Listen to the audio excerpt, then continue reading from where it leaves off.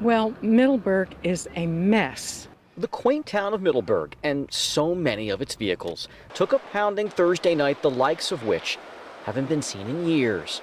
The noise was simply amazing. Bang, bang, bang on the car. In fact, it's hard to find a car not damaged here. I drove through hail larger than the size of a golf ball. That was last night. When Peggy Stewart arrived to her antique shop Friday morning, she found her skylights shattered. The rug is soaked and it's going to smell very good this week. The pictures tell the story here. Huge golf ball size ice pellets rained down from the sky, covering yards and in some cases covering entire streets. It could be said that more chunks of hail crashed into cars than there are residents in Middleburg. It was like, unbelievable.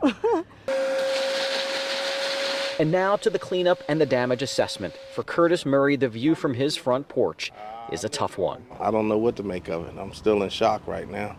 8 family cars, 6 owned by him, were all throttled by the storm. Just broke all my windows out of my cars and front windows damaged, all the hail damage. It's crazy. I've never seen nothing like it. This is the other March Madness. Mother Nature's been very good to us. A perfect storm of pink and white and blue. It's right at the peak this weekend, so it's amazing. Like, all of the flowers are open right now. Call it cherry blossom convergence. I like to people watch anyway, but to see people come here and experience it for the first time is really kind of cool. Perfect weather, Easter weekend, spring breakers, and the blooms peaking. That means 70% of all the blossoms are blooming at the same time. All attracting cherry blossom fans from everywhere. Gainesville, Florida. Hebei province. Boston, Massachusetts. Montreal. Chicago. But for a change of pace, there's Family Day at the National Building Museum. Just streaming in here all day long. Plenty for the young ones to do in a safe, kid-friendly environment. It's a great time. There's so many different activities for children and adults, so it's really fun. No denying the main attraction lines the tidal basin, where you'll find massive crowds and bumper-to-bumper traffic. And beautiful weather and everything is perfect. On a picture-perfect day like this, the Chavez family from Montreal doesn't seem to mind. We come especially this time of the year to see the cherry blossom trees, and it's awesome. An added bonus to this amazing day. But with this cooler weather, there's a very good chance they're going to stay on longer than normal. They have the purple somewhere. Prince fan Jackie Dotson couldn't resist. Well, of course we had to pay tribute to Prince. He's one of our favorites. She was among those hitting the theaters to see this. Purple Rain, the 1984 film that made Prince a household name. He was iconic. He was a legend. Jamila Patterson wasn't even born when Prince Rogers Nelson skyrocketed to fame. When you think of his catalog, he's got rock and pop and R&B. I mean, he was all over the place in the best way possible. It was just this past Thursday that the world received the sad news. We have no reason to believe at this point that this was a suicide. Staffers found Prince unresponsive in his Paisley Park home. A spokesman says the 57-year-old singer had been battling the flu. It's like losing Michael Jackson again to the world.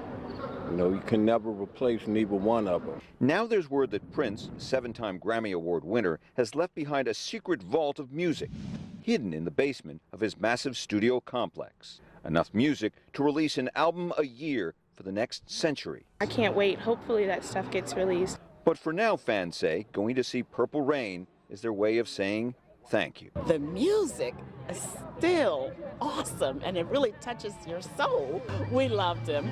We really did.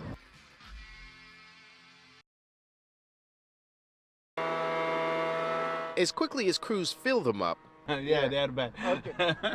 The roads are breaking up all over the area.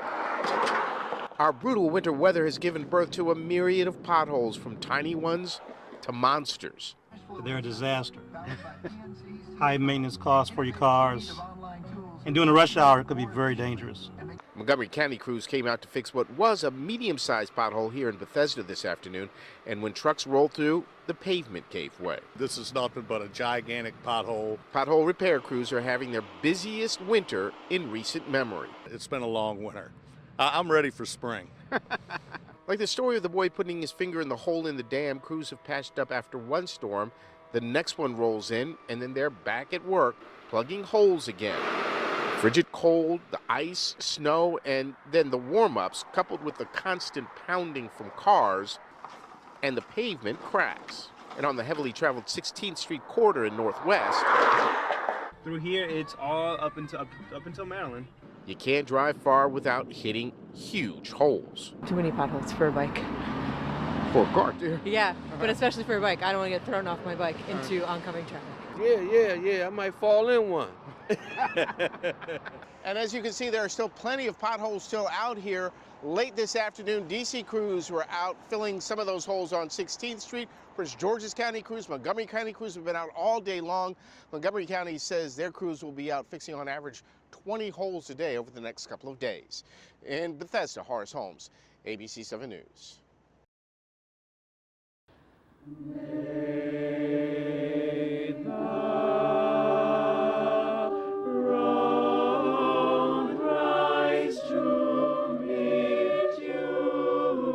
But that promise is not here unless it lives on in you and the way that you take on some of Tommy's better traits. The sunshine